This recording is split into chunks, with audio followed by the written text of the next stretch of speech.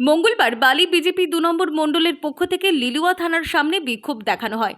সোমবার রাজ্যের বিরোধী দলনেতা শুভেন্দু অধিকারী হাওড়া বেলগাছিয়ার ডাম্পিং গ্রাউন্ডে ধসের কারণে যারা ক্ষতিগ্রস্ত হয়েছে তাদের সাথে দেখা করতে আসেন। পুলিশের পক্ষ থেকে ব্যারিকেড করে দিয়ে শুভেন্দুকে আটকাবার চেষ্টা করলে ধস্তাধস্তি ও বচসা শুরু হয়।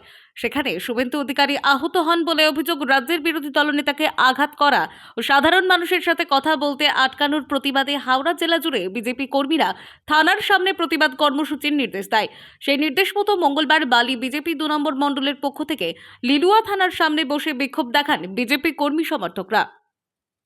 আমাদের এই যে কর্মসূচি গতকাল আমাদের বিরোধী দলনেতা রাজ্যে উনি একজন ক্যাবিনেট মিনিস্টারের যে দায়িত্ব সেটা পালন করে সাধারণ গরিব মানুষদের পাশে এসে দাঁড়ান।